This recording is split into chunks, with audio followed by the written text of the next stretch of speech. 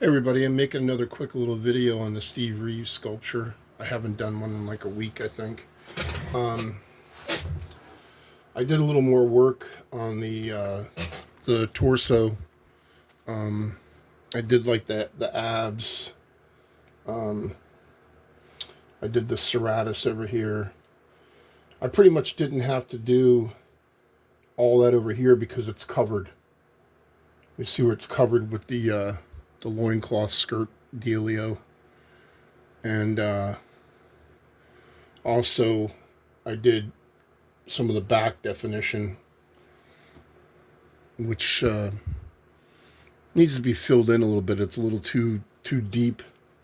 But you see how he's got his posturing where he's like leaning back on the chains. But anyway, I figured what I would do is I'd work on the arms a little bit. I noticed this needs to be dremelled down a little bit. It's a little too big now. You look at this picture here of him. I need to take probably about almost a 1/4 inch off here. But, you know, I worry about that down the road. Right now, I don't need to worry about it. Another thing, too, now that he's heavier, he's not standing on his own. Once I get the legs on, he probably will. But right now, he's too heavy upper body. I got some clay here I'm going to knead up. If you notice, Reeves was never really super ripped. He was in shape, like he looks great. I mean, I'd love to look like that all the time. But, you know, like he's not all veiny and all that. And I'll be honest with you, I know a lot about bodybuilding and weight training because I've been doing it for over 40 years. But, you know, a lot of these guys that you see that are all veiny and everything, generally it's because they're on steroids. I mean, I'm not trying to be accusatory, but that's usually what it means. One of the first things to get affected from steroids is your deltoids get huge and your traps get huge. And then you get super veiny because the chemicals are running through your bloodstream, and your veins your artery is a part of your mechanism of your body, so it gets enhanced by the hormone. Enough bodybuilding weight training talk. Basically, now I'm going to show you real quick how I do a tricep really quick. Now everyone knows that a tricep basically has that name tri because it actually has 3 heads to it. It has an outside head, an inside head, and a bottom rear head, which usually is the thicker part. But you should try to develop it equally. Reeves had great arms. He had great balance in his arms. He had great balance in his whole physique. But when you look at the biomechanics of, forget my breathing, by the way, I have really bad sinuses right now. But you look at the biomechanics of, you know, the way the human body works. The tricep is involved in a lot of movements, especially pressing. Almost every pressing movement you do involves the tricep. You can see the bulge right here. That's the outside head. And you see how I'm kind of mimicking it here. But like I said, this is too big here. Also, too, I'll probably do some of the forearm, too. But, Reeves had very, very big triceps. Big arms, period. But still proportionate. You see he's got that nice little gully right here in the bicep area right here. And I tried to keep that in there. He didn't have a big brachialis. I think it's called the brachialis, which is a bicep. It's like a bicep tendon connected to the forearm. It's right here. Sometimes some people have it really developed a lot. He didn't really have it super developed. Arnold Schwarzenegger's were incredible. They were huge. His whole arm was amazing when he was in shape. Anyway, but if you look at the way the forearm's shaped here, you can see that it has like a gully kind of thing going on where it's developed, and it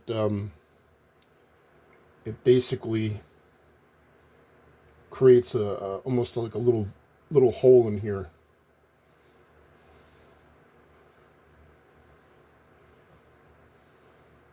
I have a tendency sometimes to do the forearms a little long when I sculpt, because I actually have very long forearms. I have very long limbs. I'm very ape-like in my build. Everyone that's met me knows what I'm talking about. Anyway, so then, you know, the bottom part of the forearm would be like this. Well, you know, it's a little too chunky right now, but I'll trim it down as I push it towards the wrist. It makes it smaller. You see this right here? That mass has got to come out. I'll have to Dremel that down. And if you look, you can tell just by looking at like this arm, I have this about a 1/4 inch too long. Like this should be right. This would be where the little cuffling would go. Would be right about here. Right? So that'd be right about here. So that means that the hand actually would be here. So we're off by about a 1/2 inch in length. It's too long. I do that all the time because that way I have something to work with rather than nothing. So I always make it a little too long on purpose. You can also see the way the forearm is here. And you see what I'm talking about, where it connects. So it'll be right around here. But anyway, I got to take that off because I don't really need it.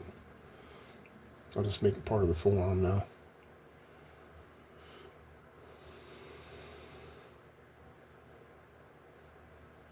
And eventually, one of these videos, I'll show you how I do veins. I have a trick to doing it. Makes it a lot more realistic and also easier. But anyway, you get the overall idea. So now the actual hand will be here. This will all come off. You see? It'll be like this. Look.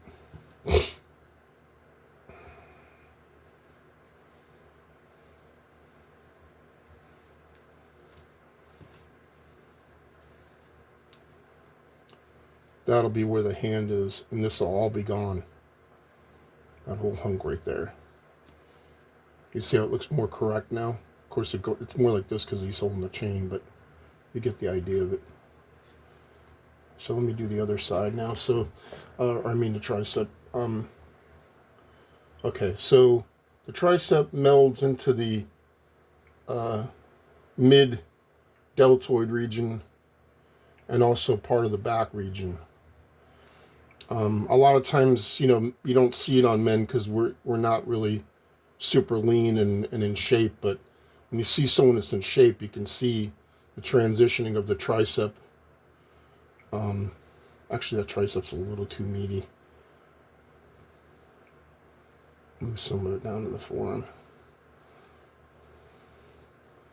But he actually had big triceps. Now, the tricep, I love this tool. I love this thing. That's just epoxy on it broke. It was a loop tool that broke. See, here's the other side. And I just added this epoxy with this like finger type shape to it. But it's really, really effective. So this tool, basically you would see like a little bit of the bone in here, and then the tricep, you know, in here, and then the outside head is something like this, right? And then the medial head is like this, and then these all kind of intertwine and flow together and become the tricep.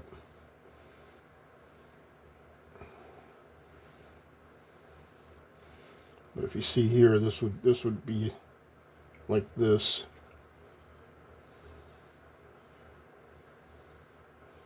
And then, like I said, here is the brachialis. I think that's how it's pronounced. I haven't looked at it written in a long time. By the way, my friend William Paquette did a beautiful George Bridgman sculpture. And I've been wanting to do that. I've been wanting to do a 1/6 scale Bridgman piece where it's kind of roughed out, like it's not really done because it looks like his art, you know. But now I'm not going to do it because William did it way better than I could ever do it.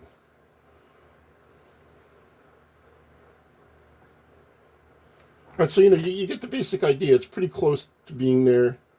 Of course, I'll reshape it here and there.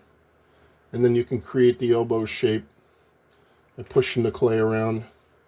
So now I'm getting kind of the elbow here, right about here. You see with the biceps here, and the joint would be right around here. And then if you look right here, you can see like a concaveness where the forearm has like where the muscles start to intertwine.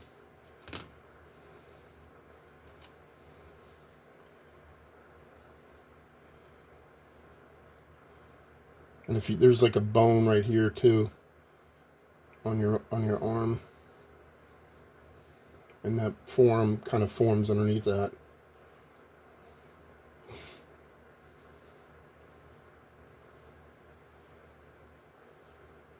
And if you see like right here, you see where the bicep is coming out, where the shoulder is. A lot of times there's like a little, you see how it's got like a little bit of a build-up where it's a little higher.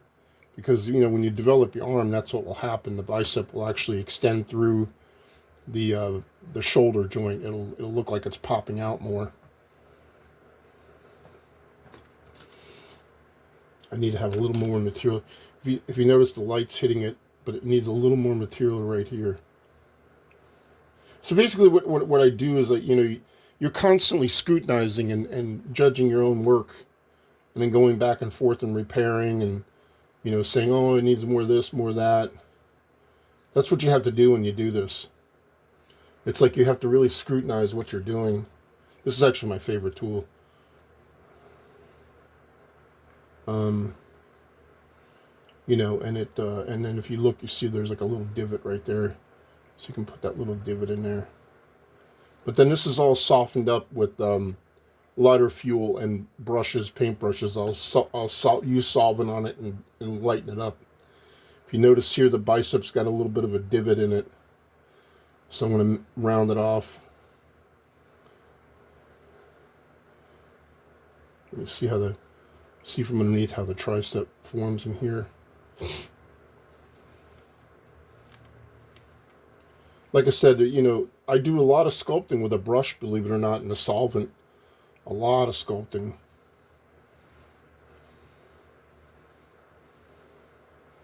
But you get the general idea. The tricep might be a little too meaty. I might have to bring it down a little bit. But like I said, he had a big tricep. But if you look, it's pretty close.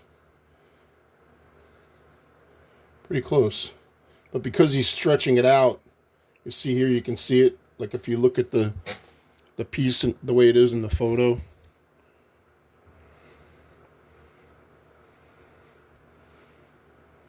Let's see if this will work. See what I'm talking about?